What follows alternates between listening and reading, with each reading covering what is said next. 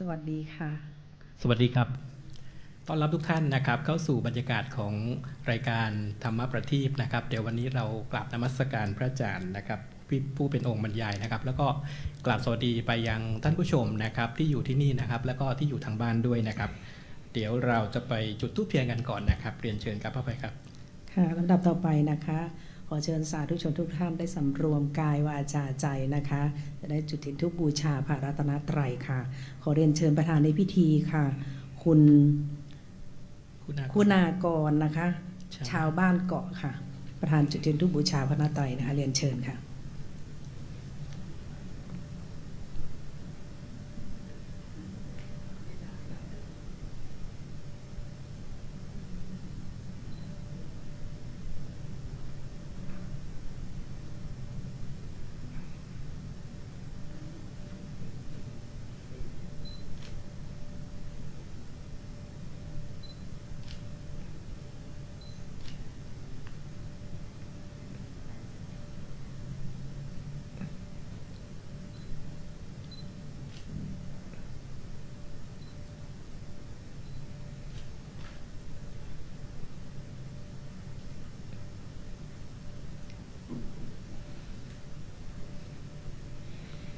ขอเชิญสาธุชนทุกท่านได้สมาทานศีลรับศีลพร้อมๆกันค่ะ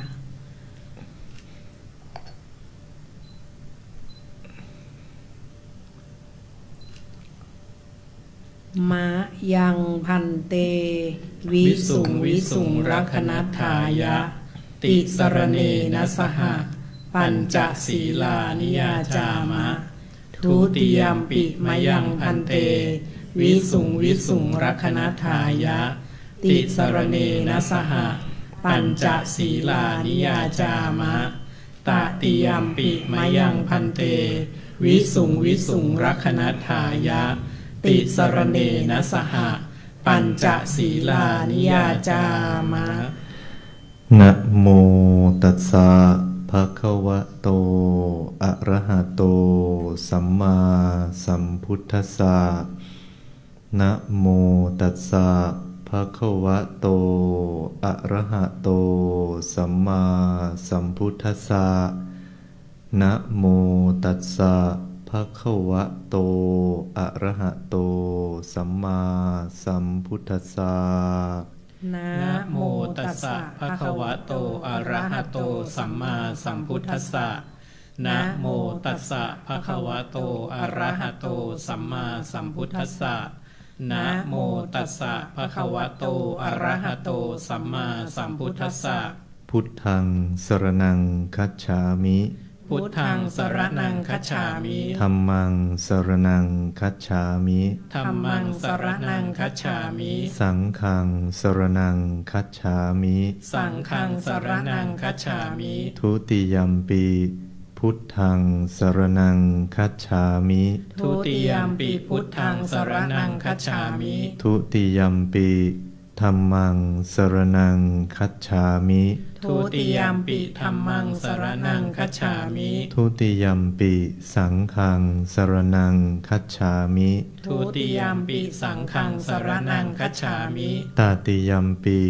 พุทธังสรณังคัจฉามิตติยัมปิพุทธังสรณังคัจฉามิตติยัมปิธัมมังสรณังคัจฉามิตติยัมปิธัมมังสรณังคัจฉามิตติยัมปิ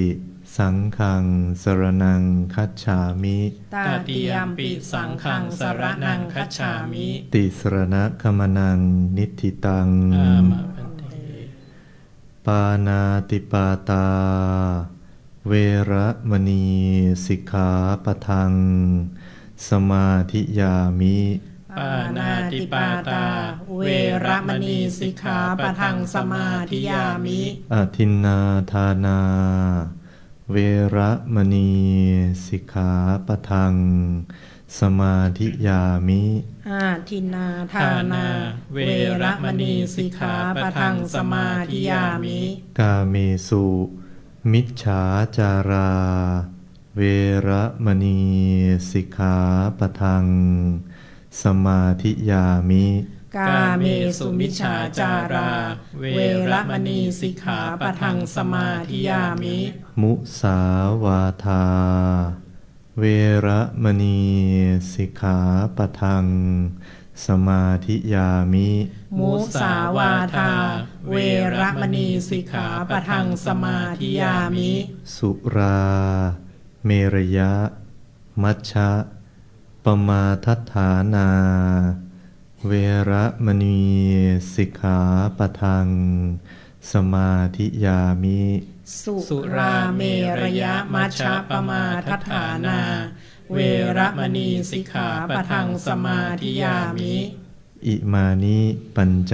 สิกขาปทานิสีเลนะสุขติงยันติ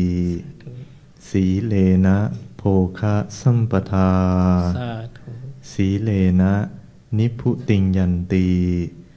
ตัสมาสีลังวิโสทะเย สาธุมะพันเตครับ เดี๋ยวก่อนที่จะไปรับฟังการบรรยายธรรมวันนี้นะครับ หัวข้อธรรมนะครับท่านผู้ชมครับใจนำโลกนะครับพระพุทธองค์นั้นทรงสรรเสริญในเรื่องของใจไว้มากมายนะครับเดี๋ยววันนี้เราจะมาฟังกันว่าใจนำโลกนั้นหมายถึงอะไรนะครับโดยองค์บรรยายในวันนี้นะครับคือพระมหาธีรวัตรอธิวัฒโนนะครับท่านบรรยายธรรม7ประโยคนะครับจากวัดประยุรวงศาวาสวรวิหารนะครับท่านใดที่คุ้นนะครับแถวสะพานพุทธนะครับโดยหน้าที่ของท่านนะครับเพื่อพระพุทธศาสนานะครับท่านทำหลายหน้าที่เลยทีเดียวครับท่านผู้ชมครับเป็นทั้งครูสอนพระปริยัติธรรมแผนกบาลีนะครับแล้วก็เป็นมัคคุเทศก์ของวัดสำนักงานโรงเรียนวัดประยุรวงศาวาสนะครับเป็น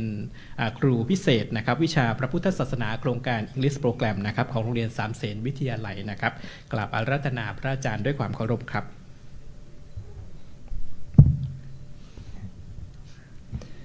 นมัตถุรัตนตยัสสะขอความนอบน้อมจงมีแด่องค์สมเด็จพระสัมมาสัมพุทธเจ้าขอความนอบน้อมจงมีแด่องค์พระธรรมขอความนอบน้อมจงมีแด่องค์พระสงฆ์และขอเจริญพรญาติโยมสาธุชนทุกคนทุกท่านซึ่งได้ตั้งจิตมาแต่ไกลตั้งใจมาแต่บ้านเดินทางมาสู่วัดยานนาวาพระอารามหลวงแห่งนี้ซึ่งทราบมาว่า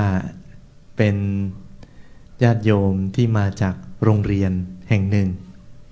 เป็นโรงเรียนผู้สูงอายุของวัดยานนาวาเพราะฉะนั้นอาตมาภาพ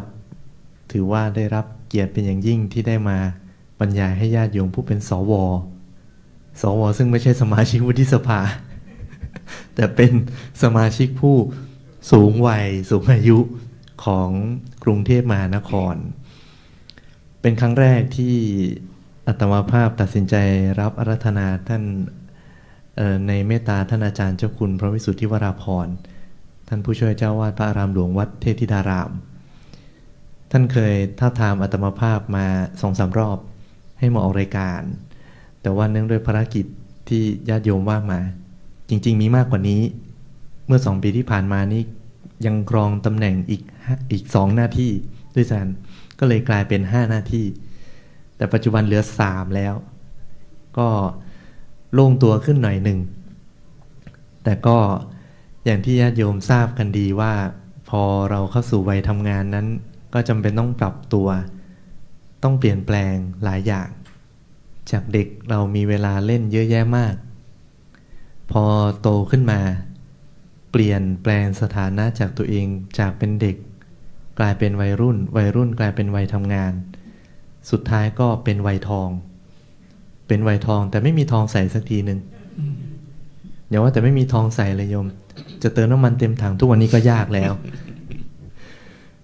แล้วสุดท้ายเราก็กลายเป็นสวในที่สุดซึ่งถือว่าเป็นสถานีเกือบจะปลายทางแล้วก่อนหน้านี้อาตมาภาพเคยรับหน้าที่อีกหน้าที่หนึ่งของวัดทำหน้าที่ถึง4 อย่างของวัดด้วยกันไม่ใช่แค่มัคคุเทศก์ไม่ใช่แค่ครูสอนบาลีของวัด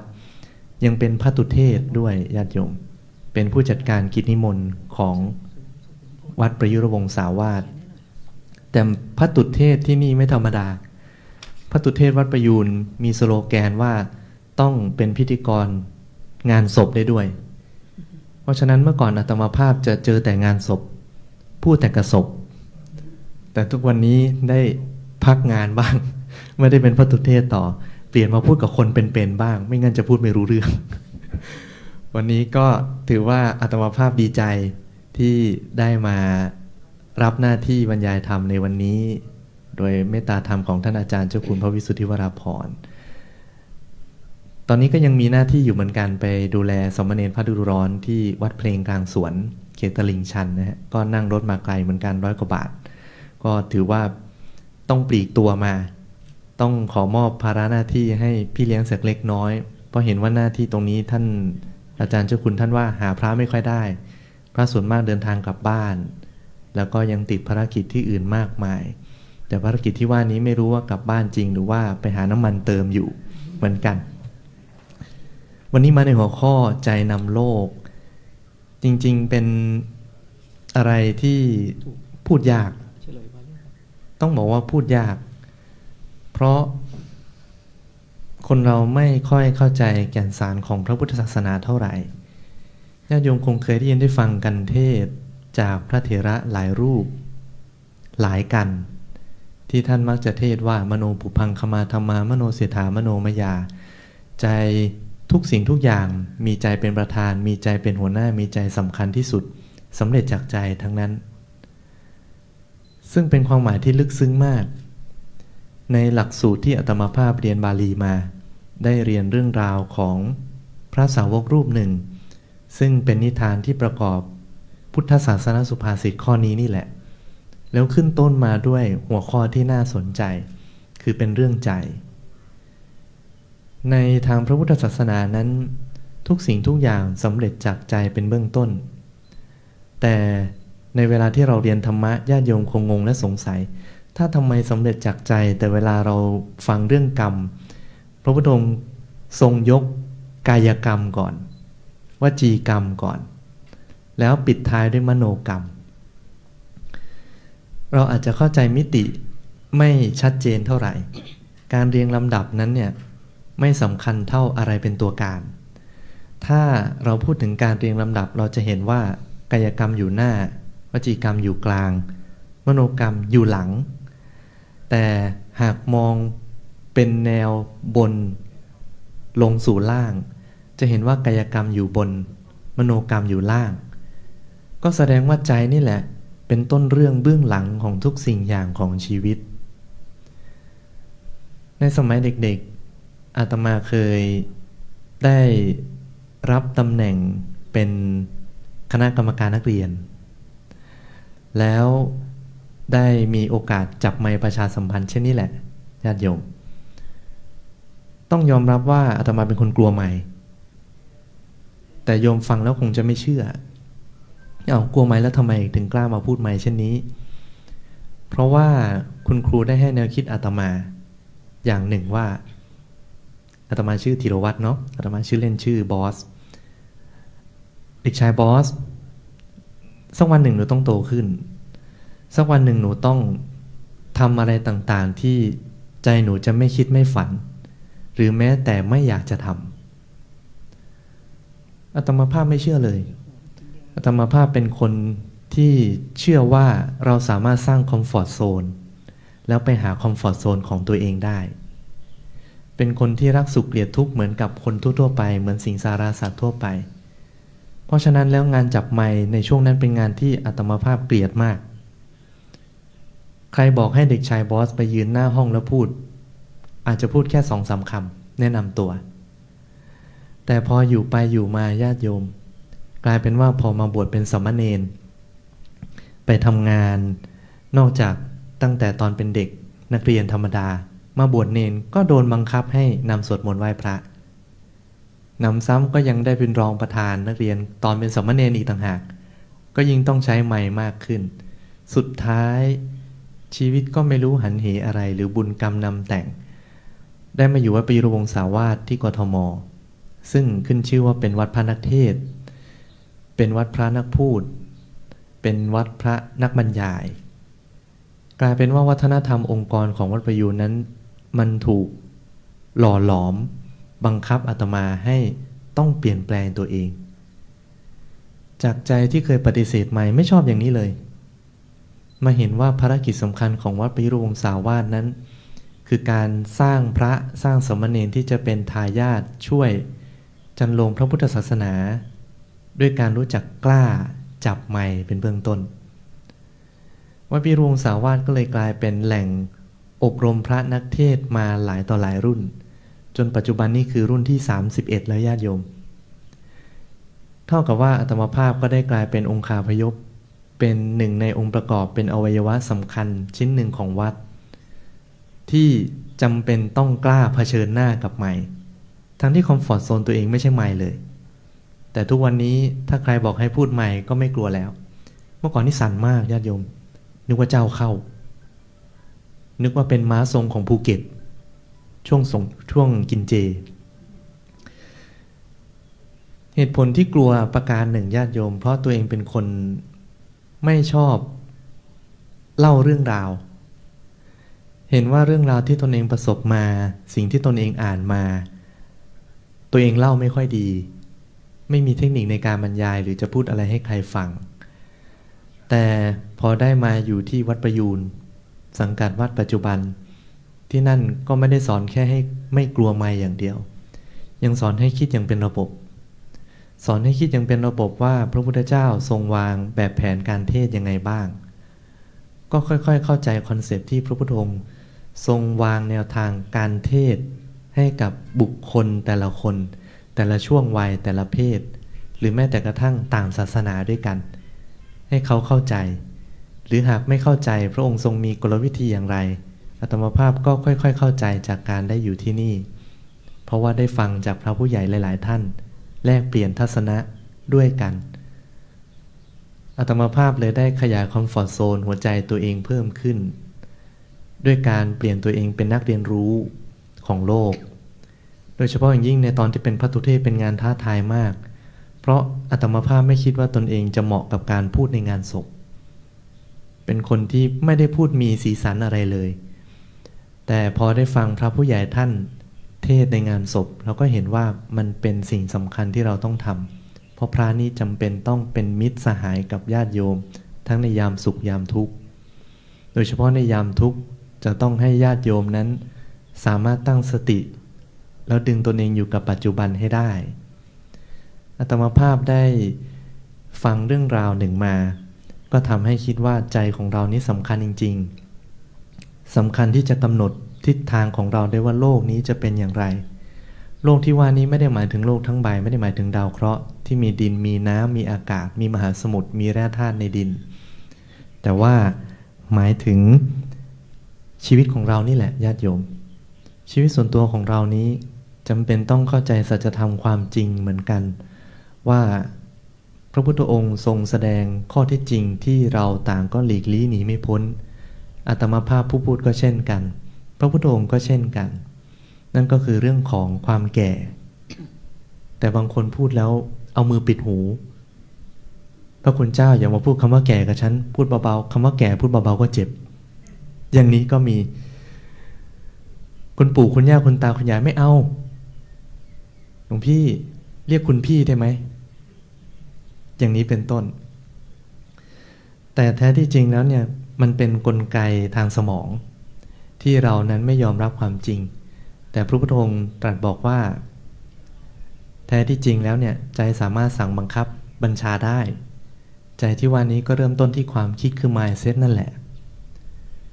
ในช่วงที่อาตมาภาพได้ทำหน้าที่เป็นพิธีกรงานศพก็จำเป็นต้องพูดความจริงข้อนี้คือความแก่ให้ญาติโยมสังเกต5ประการเป็นปริศนาคำทายที่มีมาแต่โบราณกาลญาติโยมมีว่าอะไรเอ่ยดำกับขาวยาวกับสั้นมั่นกับคลอนหย่อนกับตึงซึ้งกับเซอะให้เวลา10 วินาทีญาติโยมอาจจะคิดคำตอบพอได้แต่นี้ไม่ใช่ปริศนาฟ้าแลบโยมไม่จำเป็นต้องตอบถูกทั้งหมดอาจจะพอได้คำตอบบ้าง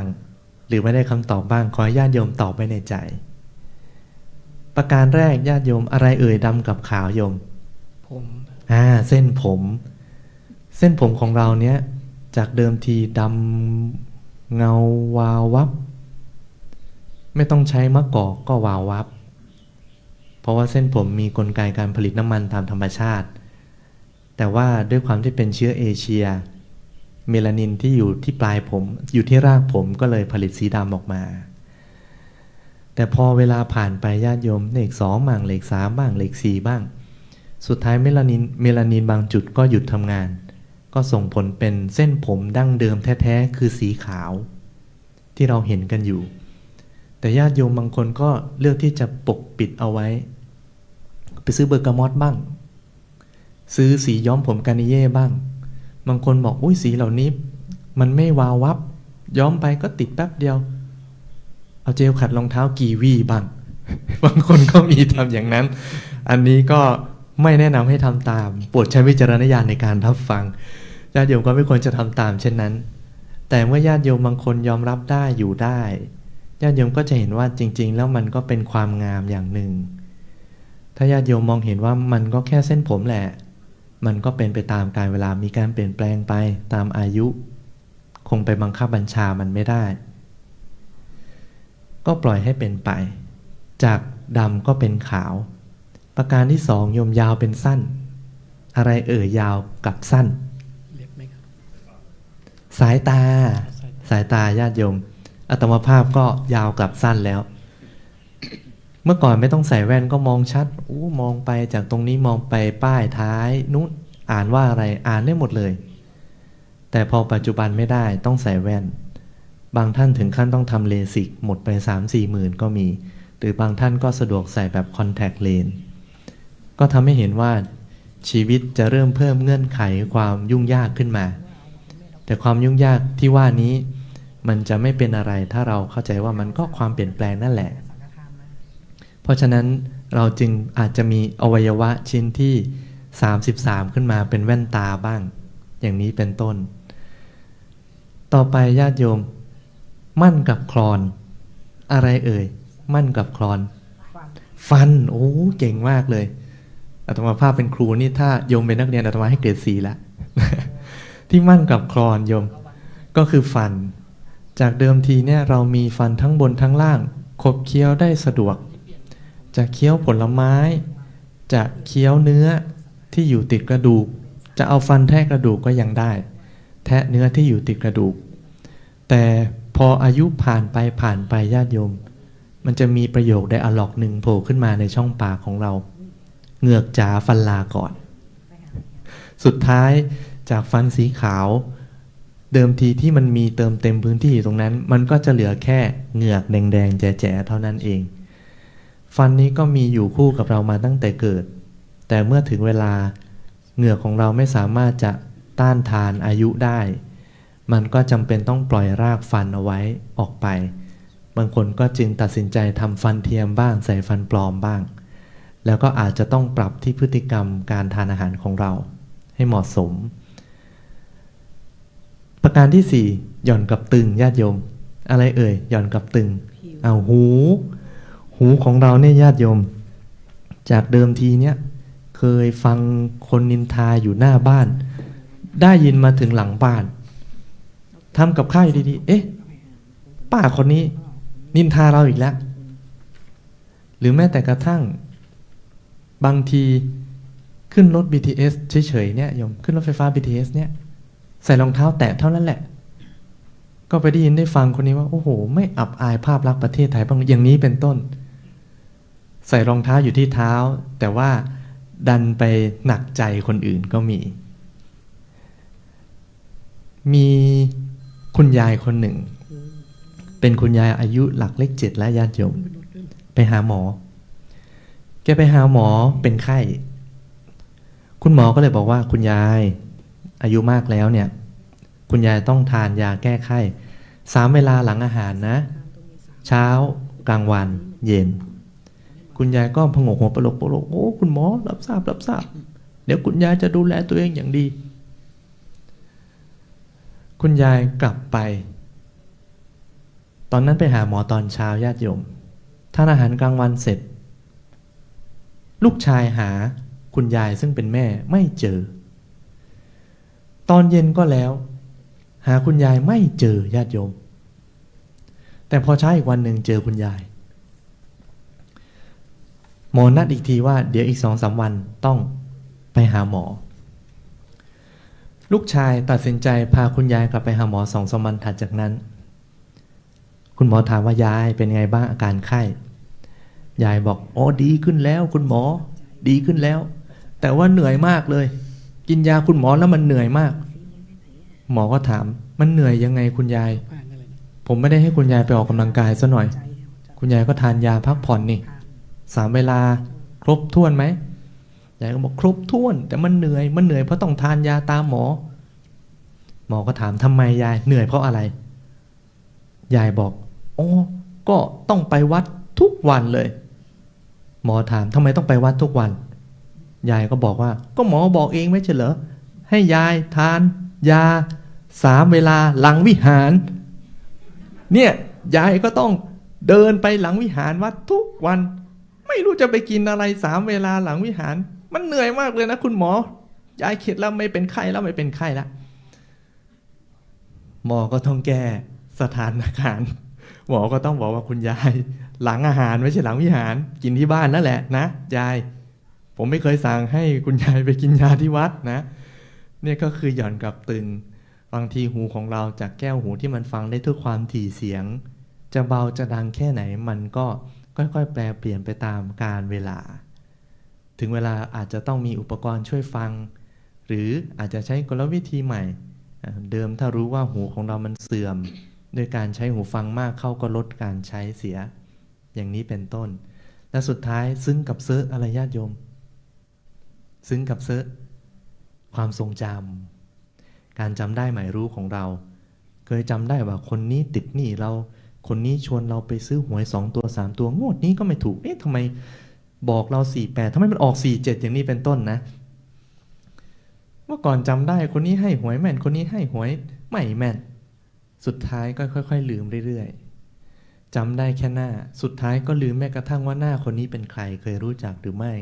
เคยติดหนี้เราหรือเปล่าความเปลี่ยนแปลงนี้เป็นสัญญาณบอกความแก่หมดสิ้นเลยแต่เราท่านทั้งหลายก็ประสบกันทุกช่วงวัย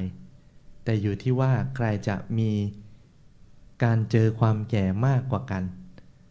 พระพุทธศาสนาก็ให้ช่องว่างว่าเนี่ยคืออำนาจของบุญวาสนาแต่บุญวาสนาที่ว่านี้ไม่ใช่เรื่องของบุญเก่าแต่อย่างใดนะญาติโยมแต่ยังหมายถึงการทำสิ่งที่เป็นประโยชน์ด้วยเช่นเรารู้จักเล่นเพลาทิสไหมเล่นโยคะหรือไม่ทานอาหารที่มีประโยชน์หรือเปล่าออกกำลังกายหรือเปล่าและรวมถึงว่ารู้จักดูแลตัวเองผ่านพฤติกรรมการทานอาหารผ่านพฤติกรรมการบริหารร่างกายอย่างนี้หรือไม่การเลือกเสพสิ่งต่างๆนี้ขึ้นมา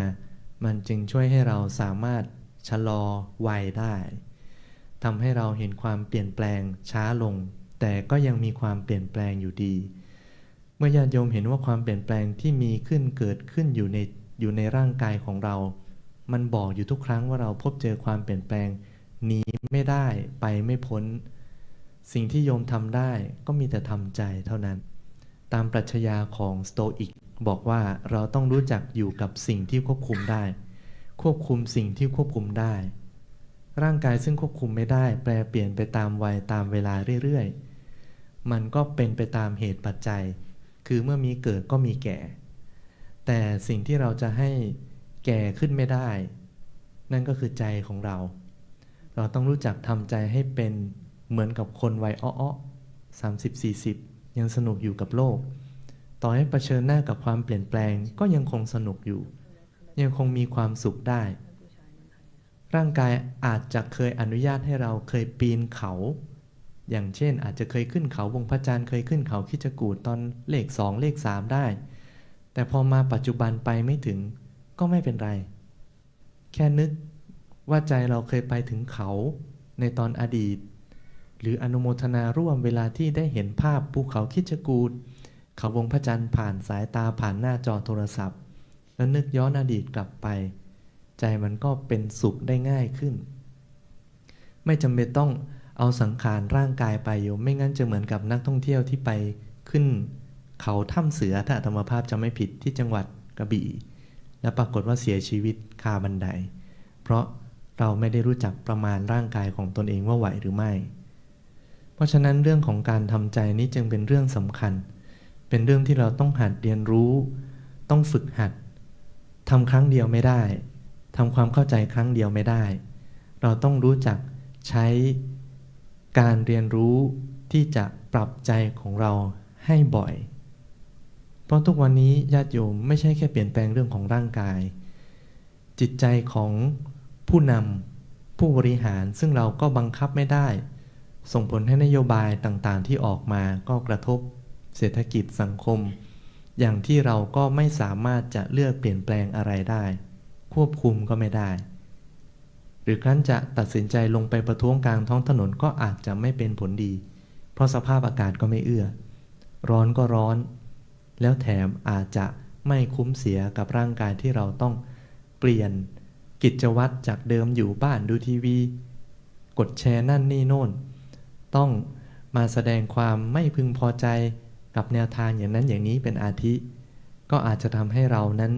สุดท้ายก็ประสบกับทุกข์เหมือนกันการรู้จักปรับใจอยู่กับสิ่งที่ควบคุมได้รู้จักเรียนรู้อยู่คู่กับสิ่งที่ควบคุมไม่ได้จะเป็นแรงผลักดันเป็นตัวสะท้อนบอกเราว่าที่แท้สุขทุกข์ในชีวิตของเรานั้นมันเลือกได้นี่นาแม้เราจะแก่ตัวแต่ว่าเราก็สามารถแก่ได้อย่างมีความสุขชีวิตคนวัยทำงานอาจจะไม่ได้มีความสุขเท่าเราก็ได้เราอาจจะไม่ได้รวยเหมือนเจ้าสัวไม่ได้รวยเหมือนเศรษฐีอย่างเขาแต่เขาก็มีความทุกข์ของเขาในขณะที่เราก็มีความทุกข์ของเราเราอาจจะไม่จำเป็นต้องเป็นอย่างเขาก็ได้แต่ถึงจะเป็นอย่างเขาไม่ได้ก็เลือกเป็นสุขที่จะอยู่กับปัจจุบันกับสิ่งที่เราเป็นอยู่นี้ก็ได้อยู่ที่ใครจะมองเพราะฉะนั้นโลกจะมีสุขหรือมีทุกข์คือชีวิตของเราจะมีสุขมีทุกข์ได้นั้นก็อยู่ที่ใจของเรามีการเปลี่ยนแปลงหรือเปล่าเปลี่ยนแปลงมุมมองที่มีต่อมันเปลี่ยนแปลงความคิดทัศนคติที่จากเดิมมักจะเป็นคนบงการก็ลองปล่อยให้มันเป็นไปและสังเกตดูบ้างว่ามันจะเป็นอย่างไรต่อทำหน้าที่เป็นผู้สังเกตการและจะได้เห็นหนทางในการใช้ชีวิตที่แจ่มชัดและไม่เป็นการบังคับตนเองมากเกินไปก่อนที่จะได้จบการบรรยายก็มีอีกเรื่องหนึ่งเป็นคติสอนใจว่าความทุกข์ในชีวิตจะเปลี่ยนไปถ้าเราหัดเป็นคนมองจับถูกบ้างมีเรื่องราวของพระรูปหนึ่งญาติโยมอาจจะเคยได้ยินได้ฟังหรือไม่เคยก็ตามก็ขอให้ญาติโยมได้รับฟังไว้เป็นคติสอนใจมีพระรูปหนึ่งเป็นหลวงตาญาติโยมอายุมากแล้วอยู่ทางภาคอีสานเป็นพระที่มีชีวิตอยู่จริงๆและเรื่องราวของท่านนี้ก็เป็นที่เรื่องชื่อลือชาในเรื่องของการรู้จักจับถูกไม่จับผิดชีวิตท่านเป็นนักเทศน์ที่มีชื่อเสียงในหมู่บ้านสุดท้ายก็ดังทั้งจังหวัดท่านมีปฏิปทาเรียบง่ายญาติโยมเอารถกระบะไปรับก็ได้รถอะไรไปรับก็ได้มอไซค์ก็ยังได้ท่านได้มีโอกาสไปรับงานเทศที่หนึ่งอยู่ต่างหมู่บ้านกันมีโยมคนหนึ่งอาสาขับรถจะรับท่านจากที่วัดไปส่งที่หมู่บ้านแห่งนี้ปรากฏว่าในตอนที่โยมคนนี้ขับรถไปรับไม่ได้เช็คอุปกรณ์ในรถว่ามันเป็นปกติดีหรือไม่ขับไปกลางทางญาติโยมรถเสียโยมคนนี้ก็เลยต้องเสียเวลาซ่อมแต่ช่วงนั้นมีโทรศัพท์แล้วโยมก็เลยโทรไปแจ้งท่านว่าหลวงตาครับหลวงตารถมันเสียมันเก่าแล้วผมก็ไม่รู้จะหารถคันไหนมาแต่เกือบจะถึงวัดแล้วแต่มันเสียผมขอเวลาซ่อมหน่อยหลวงตาซึ่งท่านรู้ตัวว่าตอนนั้นเนี่ยมีงานเทศซึ่งมันใกล้ช่วงเวลาเที่ยงกว่าท่านตัดสินใจว่าจะฉันเพลหรือไม่ฉันเพลดีแต่ท่านเห็นว่ามันใกล้งานจวนจะถึงเวลาไปงานก็เลยตัดสินใจไม่ฉันเพลแต่พอท่านรู้ว่ารถกำลังจะมารับแต่รถเสียอย่างนี้ท่านก็เลยตัดสินใจฉันไป 2-3 คำญาติโยมฉันไปได้ 2-3 คำรถก็มาถึงที่พอดี โยมก็เลยมาไหว้ปลกโอ้หนูขอโทษหลวงตารถมันเสียจริงๆผมไม่รู้จะควบคุมยังไงไม่รู้จะทำยังไงหลวงตาท่านก็บอกว่าดีเนาะอาตมาก็ยังได้ฉันข้าวอยู่ไปงานกันขับรถไปได้ถึงกลางทางเหมือนกันญาติโยมรถเสียอีกแล้วโยมก็เลยลงมาหลวงตารอผมแป๊บหนึ่งผมซ่อมก่อนหลวงตาท่านก็บอกดีเหมือนกันอาตมาจะได้ชมวิวข้างทางมั่งทุ่งข้าวสวยดีซ่อมไปแกเห็นว่ารถมันจำเป็นต้องเข็นท่านก็เลยบอกหลวงตาว่าหลวงตาครับอย่าว่าผมใช้พระคุณเจ้าเลยอย่าว่าเป็นบาปเป็นโทษอะไรเลยผมขอแรงช่วยผมเข็นรถหน่อยครับมันสตาร์ทไม่ติดหลวงตาบอกดีออกแรงเว้ยแกก็เดินลงมาจากรถช่วยโยมเข็นรถจนกระทั่งสามารถสตาร์ทติดได้แล้วรถก็ไปถึงหน้างานพอดีพอไปถึงก็ได้เวลาขึ้นเทศพอดีโยมก็เลยมานิมนต์ท่านหลวงตาเจ้าคะนิมนต์ขึ้นเทศเจ้าค่ะหลวงตาท่านบอกดีเหมือนกันมาถึงก็ได้ทำงานเลย เหมือนเช่นอาตมานี่แหละ พอท่านขึ้นธรรมาสน์ปั๊บก็มีโยมอีกคนหนึ่งคือด้วยความที่ไม่เคยชงน้ำชงกาแฟอะไรเสิร์ฟพระสงฆ์เสิร์ฟสามเณรอะไรในบ้านเลยแต่นิมนต์พระสงฆ์ท่านมาถึงบ้านปรากฏว่าตอนนั้นแม่ครัวประจำไม่อยู่เลยไม่มีคนชงกาแฟชงน้ำแกก็เลยไปจับผิดจับถูกจับเอาเครื่องปรุงอะไรต่างๆนานาพยายามมาชงกาแฟก็หยิบมากระปุกหนึ่งสีขาวๆนึกว่าเป็น Coffee Mate ใส่กาแฟไป1 ช้อนถ้วนเต็มพูนๆพอกาแฟมาถึงก็ปรากฏว่าหลวงตาชิมไปทำไมมันเค็มๆปะแลมแกก็จิบได้นิดนึงแกก็วางลงโยมคนขับรถเห็นว่าอุ้ยพระท่านดูจะไม่ค่อยฉันไว้เหลือเยอะเป็นลูกศิษย์พระถือว่ากินของมงคลก็จิบเข้าไปเค็มปีถุยทิ้งทันทีพอเทศเสร็จจบงานแกก็มาถามหลวงตาว่าหลวงตาฉันก็ไม่ได้ยังไงกาแฟเค็มปีขนาดนั้นหลวงตาบอกดีเหมือนกันใส่น้ำตาลเยอะก็ไม่ดีหรอกถือว่าดีต่อสุขภาพบ้างหลวงตาพอกลับไปถึงวัดได้ไม่เท่าไหร่นักญาติโยมผ่านไปนานสักพักหนึ่งเหมือนกันหลายวันเข้าตกกลางคืนมีคนคิดไม่ดีจิตอกุศลเข้ามาถึงวัดมาถึงกุฏิหลวงตาก็เอามีดจี้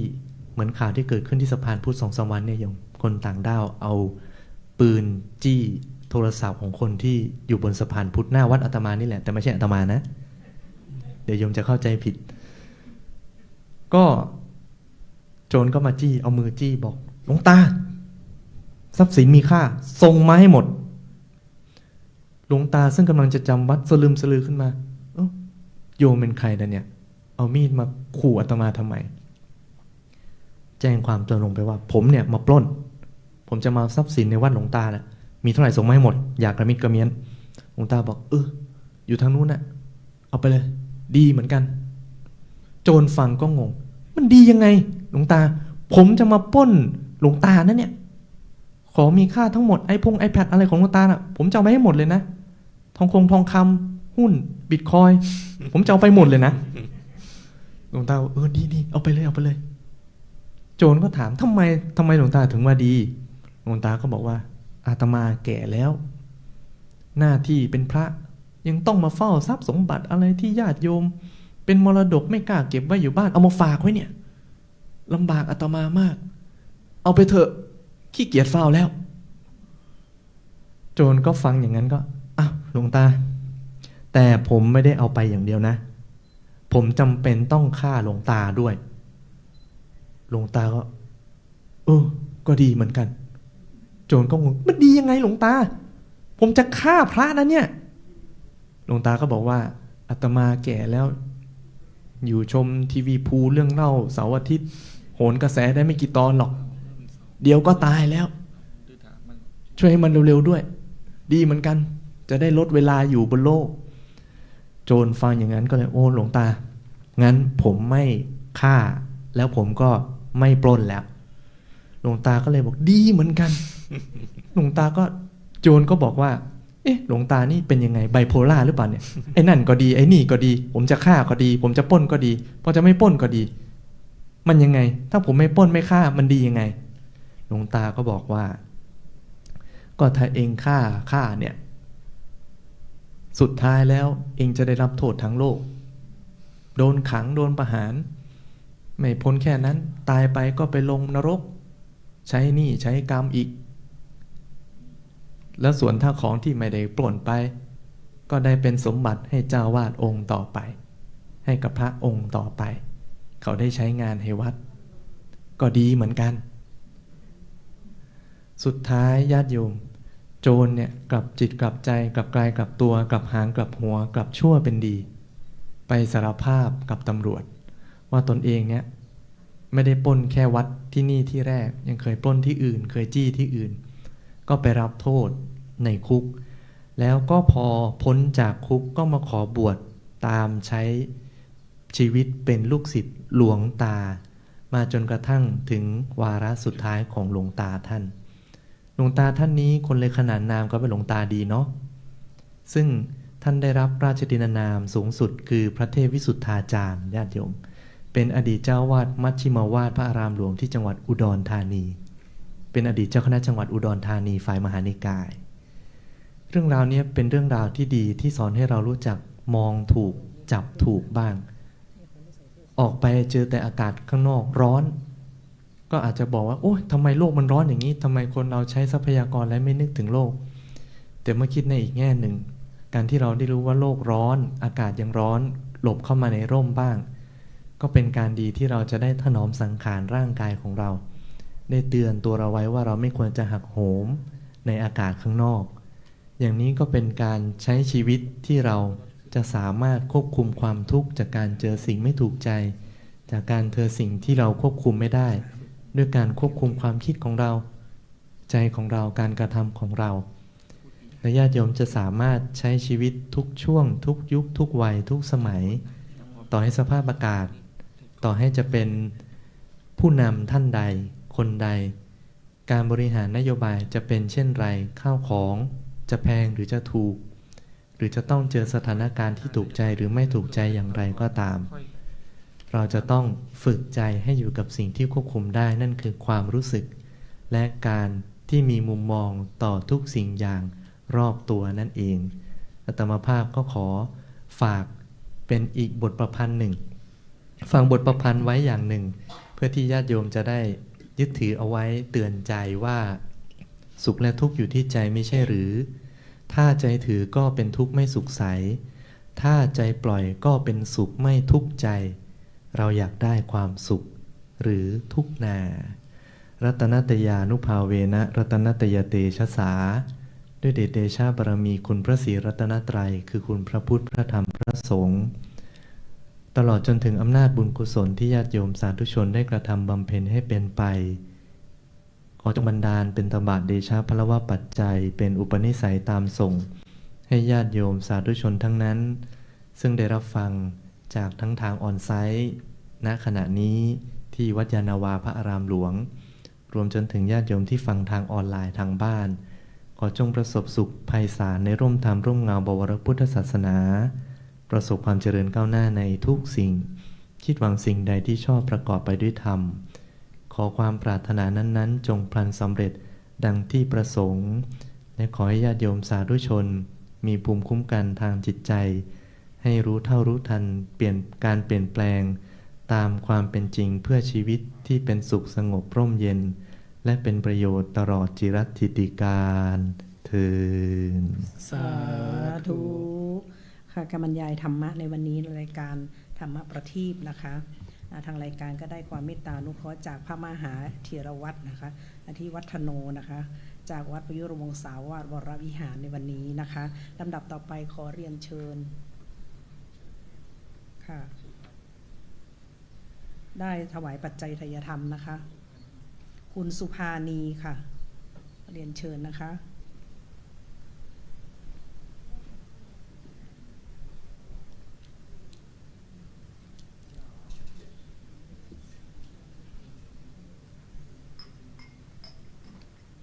ขอเรียนเชิญค่ะ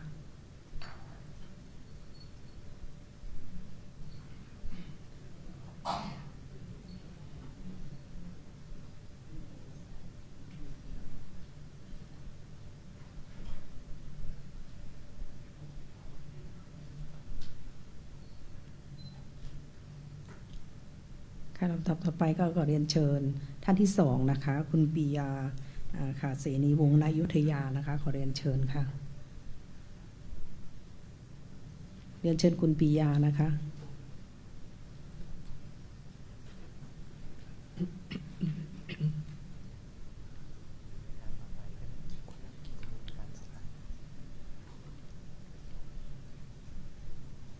เชิญครับ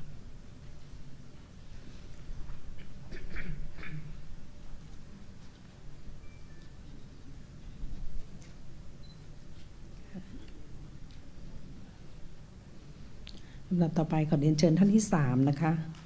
ค่ะคุณสุขุมพลนะคะเฉลยวาเรศนะคะตัวแทนโรงเรียนผู้สูงอายุนะคะวัดยานนาวาเขตสาทรค่ะ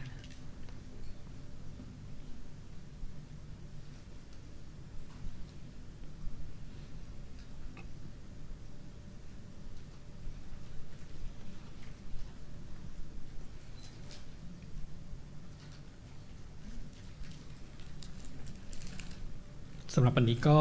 กราบขอบพระคุณนะครับในความเมตตาของพระอาจารย์นะครับพระมหาธีรวัตรอาทิวัฒโนนะครับสำหรับการมาบรรยายในวันนี้นะครับแล้วก็รวมไปถึงตัวแทนทั้ง3ท่านด้วยนะครับเดี๋ยวลำดับต่อไปเราจะร่วมกันกรวดน้ำแล้วก็รับพรนะครับกราบอาราธนาพระอาจารย์ครับ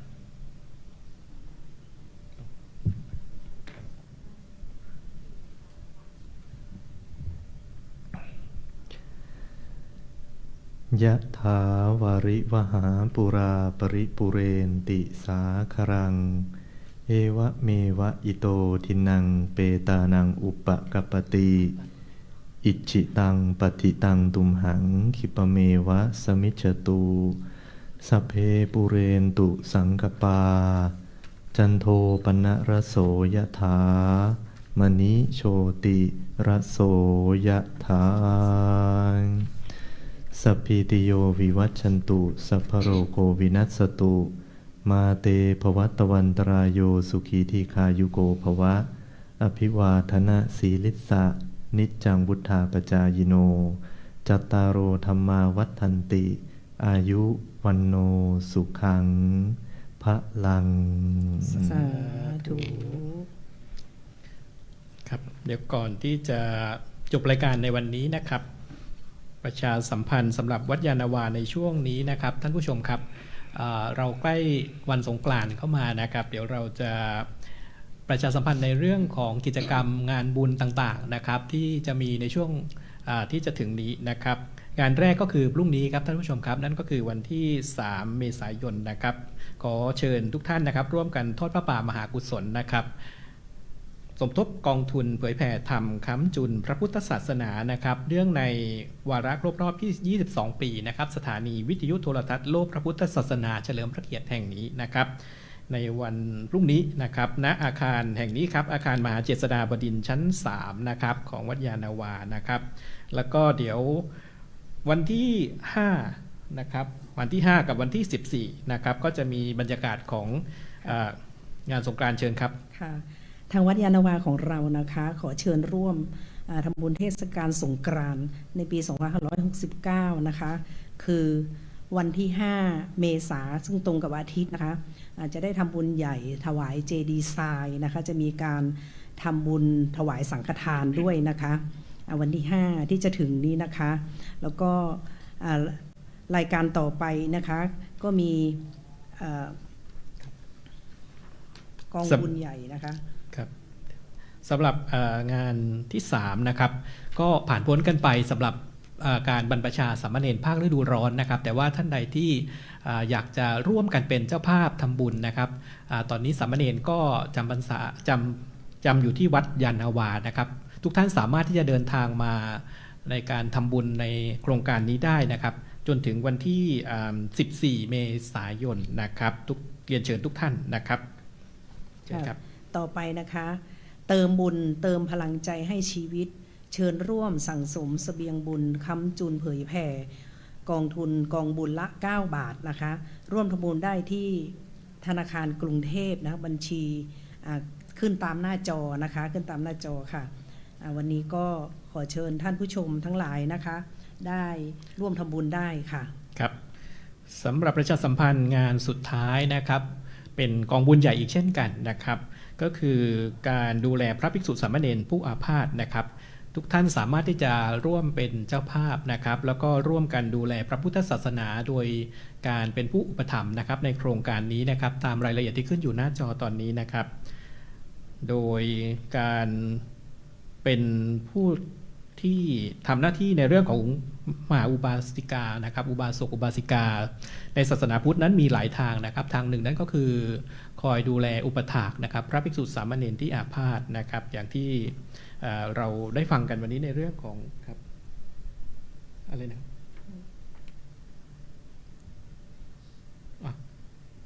ค่ะก็มีการทำบุญอีกนะคะเพราะเราจะต้องได้วันที่14นะคะ14 เมษาที่จะถึงนี้นะคะขอร่วมเป็นเจ้าภาพนะคะผ้าไตรเครื่องจริยธรรมชุดละ 2,000 บาทในวันที่ 14 เมษาค่ะติดต่อได้นะคะเพราะเราจะทำบุญส่งน้ำพระนะคะส่งน้ำอัฐิและแสดงพระธรรมเทศนาในวันนั้นนะคะติดต่อได้นะคะพระครูโกศลนิบุญกิจ081-173-2255หรือพระครูประหลัดอุดมวัฒน์นะคะ061-515-6263ค่ะครับวันนี้เป็นวันพระนะครับประชาสัมพันธ์ไปถึงอุบาสกอุบาสิกาทั้งหลายนะครับเวลา 17 นาฬิกานะครับจะมีการแสดงพระธรรมเทศนาโดยพระธรรมวชิระโมลีนะครับเจ้าวาดวัดยานนาวานะครับก็ขอเชิญทุกท่านด้วยนะครับครับเชิญค่ะขอเชิญทุกท่านนะคะได้ไหว้พระพร้อมกันค่ะอะระหังสัมมาสัมพุทโธภะคะวาพุทธังภะคะวันตังอภิวาเทมิสวากขาโตภะคะวตาธัมโมธัมมังนามัสสามิสุปฏิปันโนภะคะวะโตสาวกสังโฆสังฆังนะมามิค่ะทางรายการธรรมประทีปนะคะได้หมดเวลาลงแล้วนะขอลาท่านผู้ชมท่านผู้ฟังที่อยู่ทางบ้านและอยู่ที่นี่นะคะพบกันใหม่ในโอกาสหน้านะคะสวัสดีค่ะสวัสดีครับ